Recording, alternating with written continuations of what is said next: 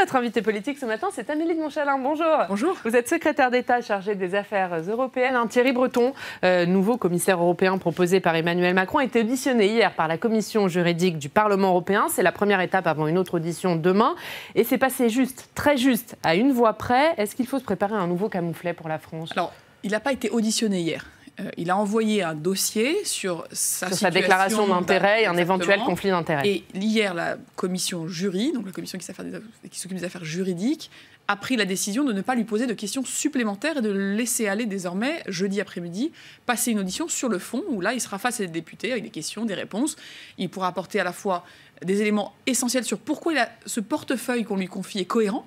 Après, moi, ce que je cherche surtout à voir, c'est qu'on ne fasse pas de la mauvaise politique au mauvais endroit.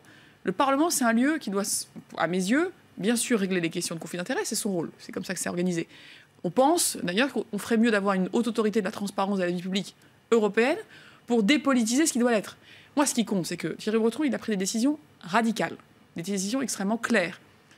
La vente de ses actions, le fait qu'il ait renoncé à toutes ses fonctions dans ses précédentes entreprises, et aujourd'hui, il n'a plus aucun contrat, il est libre totalement devant les députés. Ça fait 4 ans aujourd'hui qu'ont eu lieu les attentats du Bataclan et ceux qui les ont entourés. La Turquie a décidé de renvoyer 11 djihadistes français.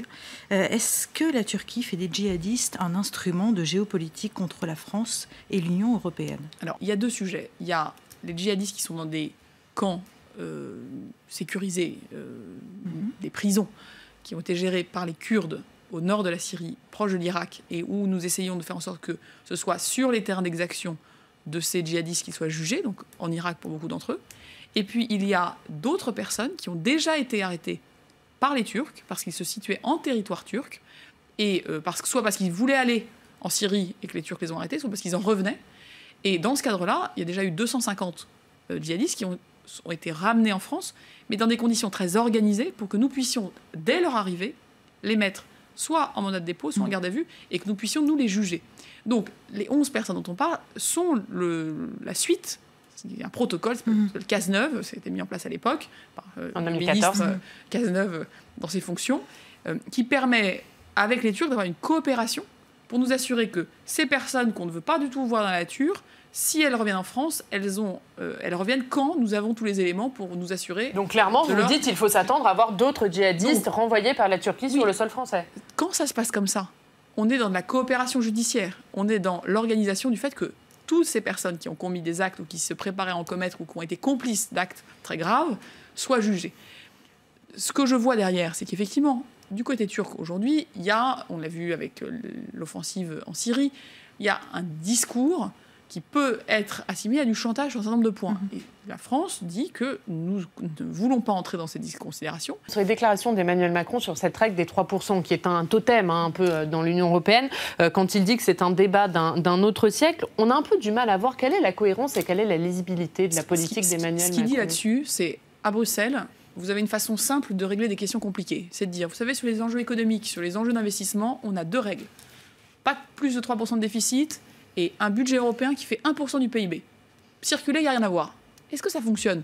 Est-ce qu'on a assez d'investissement? C'est l'idée qu'il défendait au début du quinquennat. Il disait, si on veut être audible, il faut s'en tenir à ces règles strictes. Il ne dit pas qu'il faut remettre en cause les règles. Il ne dit pas la France ne va arrêter de les respecter. C'est ça qui est peut-être pas clair. Il dit qu'il ne faut pas en sortir de la règle des 3%, mais en même temps, il dit que c'est un débat d'un autre siècle. Oui, parce qu'il dit, si notre seul débat... Est-ce que ça ne manque pas de cohérence, finalement, ces discours sur l'Union européenne? Ce qu'il dit, c'est, si notre seul débat économique, si notre seul débat de vision économique pour le XXIe siècle, pour l'Europe, c'est de se dire on a une règle sur les déficits et on a un tout petit budget européen et c'est bon, eh bien on est à côté de la plaque. Donc bien sûr que la France va respecter la règle des 3%. Bien sûr qu'on va négocier un budget européen. Mais il faut qu'on ait un peu plus de lucidité sur le monde. Donc on veut quoi? On veut qu'on investisse. Et de souplesse sur les 3%. Et surtout que ça ne soit pas notre seule boussole. Les 3%, ils sont là, on ne va pas les changer. Mais si c'est la seule chose qu'on a à se dire quand on fait des réunions économiques et qu'on ne parle pas d'investissement et qu'on ne parle pas de politique industrielle et qu'on ne parle pas de politique concurrentielle... Mais est-ce que ça veut dire qu'il s'autorise à déroger à cette règle? Non, et Bruno Le Maire l'a très bien dit. C'est une règle nécessaire, il faut des règles. Mais le seul débat de politique économique en Europe ne peut pas se restreindre à débattre pendant des jours et des heures du niveau de déficit des pays.